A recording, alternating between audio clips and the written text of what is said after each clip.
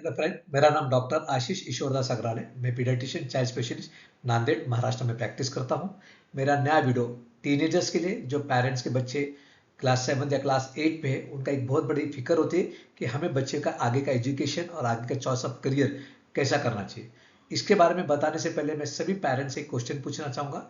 आप शांति से उसको सुनिए और उसका जवाब दीजिए और उसको कमेंट बॉक्स में लिखिए कि आपका क्या जवाब है। तो पहला क्वेश्चन ये है कि अगर आपके बच्चे के 3 फ्रेंड हैं और तीनों भी क्लास 8 में है और तीनों भी 4 घंटे डेली खेलते हैं, तो वो क्या करता है? एक बच्चा, जो बच्चा ए है, वो क्या करता? 4 घंटे अलग अलग गेम खेलता। जैसे 1 घंटा क्रिकेट खेलता, 1 घंटा बैडमिंटन खेलता, 1 घंटा टेबल टेनिस खेलता, 1 घंटा फुटबॉल खेलता।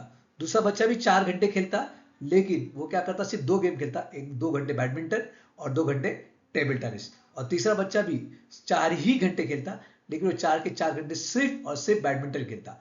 क्लास 12 के बाद बैडमिंटन टीम का सिलेक्शन होने वाला है, तो इन तीनों बच्चों में से चॉइस किसकी ज्यादा, सेलेक्ट होने के चांसेस किसके ज्यादा है? इसका answer please please comment box में लिखिए और मैं इसका आंसर आपको अगले स्लाइड में बताऊंगा। तो सबसे इंपॉर्टेंट, आपको पता है कि कौन सा बच्चा सेलेक्ट होने के चांसेस ज्यादा है? सी। ऑफकोर्स बी भी हो सकता है, ए भी हो सकता है, लेकिन सेलेक्ट होने के सबसे ज्यादा चांसेस सी है। इसलिए चॉइस ऑफ करियर बहुत इंपॉर्टेंट है। और क्लास 7 या क्लास 8 तक अगर आप डिसाइड कर सकते हैं, तो वो अगले 5 साल तक एक ही गेम खेले, बैडमिंटन या जो भी उसका करियर है उस पर ज्यादा फोकस करता है, तो आगे चल के उसके सक्सेस के चांसेस बाकी के बच्चों से डेफिनेटली ज्यादा है। तो पेरेंट्स का रोल क्या है? तो चॉइस ऑफ करियर में बहुत 5 इंपॉर्टेंट पॉइंट है। बच्चों का कोई पैशन है क्या, aptitude test, wish of the parent, और उसका जो करियर चूज करा है उसमें स्कोप क्या है, रिम्यूनरेशन। रिम्यूनरेशन मतलब ये होता है कि उससे कितनी कमाई होगी। ये सब फैक्टर पेरेंट्स सोचते हैं और हर फैक्टर पे हम डेफिनेटली आपसे बात करना चाहेंगे। अगर आपके कोई भी क्वेश्चन, तो डेफिनेटली आप कमेंट बॉक्स में प्लीज प्लीज लिखिए। अगर आपने हमारे चैनल को सब्सक्राइब नहीं किया है, तो प्लीज सब्सक्राइब कीजिए और इसको प्लीज प्लीज शेयर कीजिए आपके फैमिली और फ्रेंड्स के साथ, ताकि सभी लोगों को इसका फायदा हो सके। तो सबसे पहले क्या करना चाहिए, मैं कहता हूं सबसे पहले क्या नहीं करना चाहिए, इसके बारे में आपको डेफिनेटली समझना चाहिए। अनरियलिस्टिक एक्सपेक्टेशन, मतलब अगर आपका बच्चा मैथ्स में वीक है, अगर आप चाहते कि बच्चा आईआईटी इंजीनियर हो जाए, तो शायद वो अनरियलिस्टिक एक्सपेक्टेशन है। फिर भी मैं यहाँ कहना चाहूंगा स्काई इज द लिमिट। लेकिन जब भी चॉइस ऑफ करियर है, उसके रियलिस्टिक एक्सपेक्टेशन, उसका जो पढ़ने की ताकत है, उसके कौन से इंपॉर्टेंट सब्जेक्ट, उसको देखकर ही हमें चूज करना चाहिए, ताकि वो जिंदगी में काफी एक्सेल कर सके। जरूरी नहीं कि डॉक्टर या इंजीनियर ही सक्सेसफुल होते हैं। बहुत सारे होटल वाले या बहुत सारे छोटे छोटे बिजनेस बाद में काफी बड़ा बिजनेस बना देते, क्योंकि उनका जो चॉइस ऑफ करियर होता है परफेक्ट होता है। इसलिए चॉइस ऑफ करियर बहुत इंपॉर्टेंट रोल करता है आगे की जिंदगी के लिए। इसलिए पेरेंट्स से मैं रिक्वेस्ट करना चाहूंगा कि अनरियलिस्टिक एक्सपेक्टेशन आपने नहीं रखना चाहिए। उसके अलावा वेटिंग टिल लास्ट में, बहुत सारे पेरेंट्स 9th 10th 11th तक सोचते हैं कि हमें करना क्या है। अगर इस तरह आप सोचते रहेंगे, तो वो सी नंबर का बच्चा हो जाएगा जो हर प्रकार का खेल खेलता है, और जब आगे बैडमिंटन टीम का सिलेक्शन होगा, तो उसके चांसेस ऑफ सिलेक्शन का काफी कम हो जाता है। उसी तरह मल्टीपल चॉइस सेम होता है, मैं मेडिकल करता हूँ या इंजीनियरिंग करता हूँ, नहीं मैं सीए बनता हूँ या मैं डॉक्टर बनता हूँ, इस तरह का अगर हम सोचते हैं, तो आगे चल के बच्चों के जो 8 9 10 का जो इंपॉर्टेंट टाइम है वो वेस्ट हो जाता है, और आगे चल के वापस वो कॉम्पिटिशन में पीछे रह सकता है। इसके अलावा बहुत सारे लोगों को लगता है कि इसी में काफी फायदा है, जैसे डॉक्टर बनेंगे तो उसकी जिंदगी सेट हो जाएगी। ये ऐसा कुछ नहीं है। आज जो चीजें चल रही है, 5 साल बाद वो बदल जाती है, 10 साल बाद बदल जाती है। इसलिए वो फैक्टर को आपको कंसीडर नहीं करना है चॉइस ऑफ करियर में। इसके अलावा बहुत सारे पेरेंट्स को कुछ पता नहीं होता है, वो बच्चों को आंसर करते हैं और बच्चों को भी कंफ्यूज करते हैं और रॉन्ग चॉइस ऑफ करियर कर सकते हैं। तो बच्चों को चॉइस ऑफ करियर में सबसे इंपॉर्टेंट फैक्टर है बच्चों का खुद का पैशन। अगर आपको बच्चा शेयर करता है कि मुझे आगे चल के सीए बनना है, तो आप अपने वाइफ के साथ डिस्कस कीजिए। अगर आपको पसंद आता है, तो बच्चे को डेफिनेटली मोटिवेट कीजिए और उसको आगे लेके जाइए। अगर आपको डाउट है, तो आप उसे कंसल्ट कर सकते हैं, अपने फ्रेंड्स और फैमिली के साथ भी कंसल्ट कर सकते हैं। अगर आपका डाउट क्लियर नहीं हो रहा है, तो आप प्रोफेशनल हेल्प भी ले सकते हैं। बस मैं यहाँ ये कहना चाहूंगा, ये जो डाउट है, वो आपका डाउट है या आपकी कुछ दूसरी इच्छा, जैसे बच्चा सीए बनना चाहता है और आपकी इच्छा इंजीनियर हो, तो इस तरह का अगर आपके दिमाग में चल रहा है, तो मैं यहाँ सभी पेरेंट्स से रिक्वेस्ट करता हूँ, इस तरह से प्लीज मत कीजिए। हाँ, आपको डाउट है, जैसे बहुत सारे बच्चे हम बोलते हैं कि मुझे क्रिकेटर बनना है, मुझे फिल्म एक्टर बनना है, यूट्यूबर बनना है, तब आपको डेफिनेटली डाउट आ सकता है। उस टाइम पे ये सब पॉइंट इंपॉर्टेंट है। लेकिन जो रूटीन करियर है, उसमें अगर आपको डाउट आ रहा है, तो मुझे यहाँ लगता है कि पेरेंट्स की खुद की एक विश है जो बच्चों से वो पूरा कराना चाहते हैं।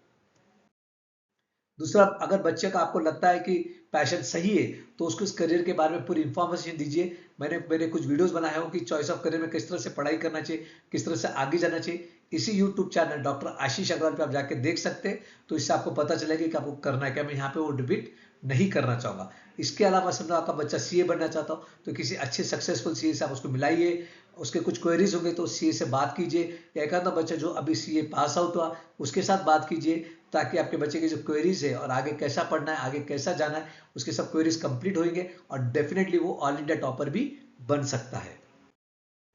इसके अलावा बच्चे को अगर आप नहीं बोल रहे तो मैंने जैसे कहा कि ये आपकी डाउटफुल है तो डेफिनेटली नहीं बोल सकते, लेकिन नहीं बोलने के पहले आपको उसके साथ अच्छे से डिस्कशन करना है और आप क्यों नहीं बोल रहे उसको बताना है। फिर भी कुछ कुछ बच्चे बोलते नहीं मुझे करना ही है, तो उसको पूछना है आपको ये क्यों करना है। जैसे वो यूट्यूबर बनना चाहता तो क्यों बनना चाहता, कुछ उसने यूट्यूब में मोटिवेट वीडियो देख लिया होगा, एक आधा यूट्यूबर बहुत सक्सेसफुल होकर बहुत पैसा कमा रहा, उसके दिमाग में बैठ चुका होगा। इस तरह के कुछ कारण हो सकते तो उसे पूछिए क्या कारण है।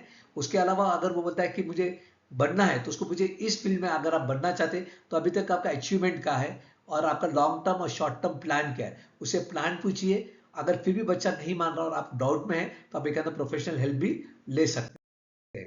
अगर आपका बच्चा एग्री करता नहीं मैं यूट्यूबर नहीं बनना चाहता, मैं कोई रूटीन या जो अच्छी फील्ड है जहाँ पे काफी चांसेस है और उसको मजा भी आएगा, अगर करना चाहता तो आप डेफिनेटली चेंज कर दीजिए। लेकिन कुछ कुछ बच्चे काफी जिद्दी होते हैं और उनको लगता है कि नहीं मुझे वही करना है, तो मैं फिर से कहूंगा स्काई इज द लिमिट। हमें पता नहीं कौन सा बच्चा विराट कोहली बन जाए, कौन सा बच्चा सचिन तेंदुलकर बन जाए। हैप्पीली एक्सेप्ट कीजिए और उसको मोटिवेट कीजिए उस ड्रीम के लिए। लेकिन यहाँ में कुछ पॉइंट्स बच्चों के साथ आपको डिस्कस करना है कि उसको बताइए, जैसे कि आप क्रिकेटर बनना चाहते हैं ठीक है तो आप बनिए, लेकिन आपके पास 3 साल है और इस 3 साल में आपको स्टेट लेवल तक जाना है। आप सिर्फ कॉलोनी में दिन रात क्रिकेट खेल रहे हैं और आप स्टेट लेवल पे भी नहीं खेल पा रहे, तो डेफिनेटली आपका उस जो आप चॉइस करें करियर का क्रिकेटर बनने का, उसमें आपके सक्सेस रेट होने की चांसेस काफी काफी कम है। तो इस तरह से बच्चों को बताइए कि एक टारगेट दीजिए कि इस टारगेट में आप ये कंप्लीट कीजिए तो हम डेफिनेटली आपको इसमें हेल्प करेंगे। और इसके साथ बैकअप प्लान भी लीजिए। जैसे बच्चा अगर 3 साल कोशिश करने के बाद वो नहीं सेलेक्ट हो पा रहा डिस्ट्रिक्ट टीम के लिए भी, तो डेफिनेटली उसका करियर क्रिकेट में बनने के काफी कम चांसेस है।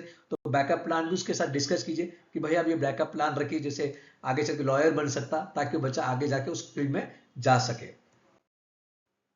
अगर बच्चा कंफ्यूज है तो मैंने पहले इसमें कहा अगर बच्चे का ड्रीम पक्का है तो डेफिनेटली यस, नहीं है और अगर आपको पसंद नहीं आ रहा तो आप उसको चेंज कर सकते हैं, या नहीं तो फिर जैसा मैंने बैकअप प्लान बताया आपको कंटिन्यू करना है। अगर बच्चा कंफ्यूज है तो हमें क्या करना चाहिए। मैक्सिमम बच्चे कंफ्यूज होते हैं कि उनको करना क्या है। तो यहाँ पे मैं कहना चाहूंगा कि जो भी डिसीजन ले रहे उसमें बच्चे को डेफिनेटली इन्वॉल्व कीजिए। इसका मतलब ये नहीं कि बच्चे की बात सुन रहे, लेकिन उसको इन्वॉल्व कीजिए और उसके मार्क्स देखिए स्कूल में मार्क्स कैसे आ रहे, उसके सब्जेक्ट कौन से स्ट्रांग है और कौन से वीक है। अगर उसके बाद भी आप कंफ्यूज है तो टीचर्स की भी हेल्प ले सकते हैं। और एक एप्टीट्यूड टेस्ट है, आप वो चाहे तो वो भी ले सकते हैं, जिससे आपको पता चलेगा कि बच्चा कौन से फील्ड में जा सकता है। तो बच्चा अगर पढ़ाई में बहुत अच्छा है अभी तक तो आप हायर एजुकेशन के लिए और या बिजनेस के लिए उसको मोटिवेट कीजिए। अगर एजुकेशन अच्छा है और उसका मैथ्स अच्छा है तो उसके लिए हर फील्ड ओपन है।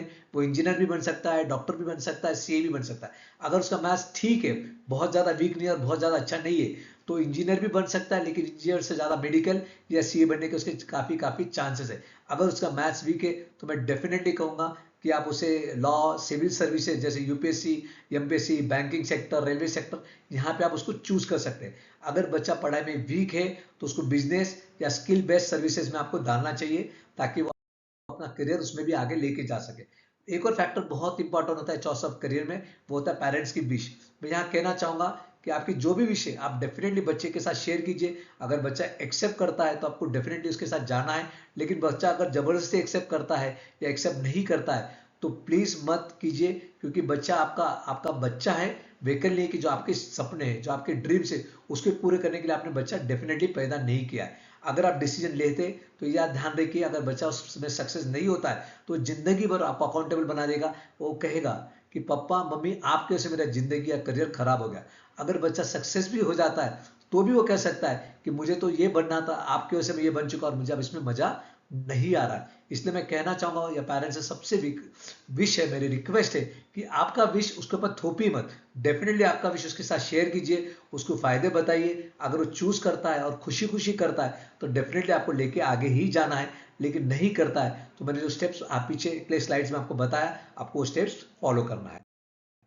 इसके अलावा बहुत सारे पेरेंट्स ये सोचते हैं कि इसमें इनकम है या नहीं है। मैं कहना चाहूंगा ऐसा कुछ नहीं होता है। ऐसे बहुत सारे पानी पूरी वाले जो 5-5 लाख रुपए महीना कमाते हैं, और ऐसे बहुत सारे डॉक्टर्स है जो 50,000 रुपए भी महीना नहीं कमा पा रहे। इसलिए ये फैक्टर को आपको ध्यान नहीं देना जब आप भी चॉइस ऑफ करियर कर रहे। तो ये चीज़ों को मैं डेफिनेटली ये कहूँगा आप सभी पेरेंट्स से, इसको फैक्टर को मत कंसीडर कीजिए, क्योंकि हर एजुकेटेड पर्सन सक्सेसफुल नहीं होता है और हर एजुकेटेड पर्सन अनसक्सेसफुल नहीं होता है। तो मेरे इस तरह की वीडियोस और इस तरह के आपको पेरेंटिंग पे आपको सीखना है, बच्चे के एजुकेशन पे सीखना है, तो ये मेरे पब्लिकेशन बुक्स है।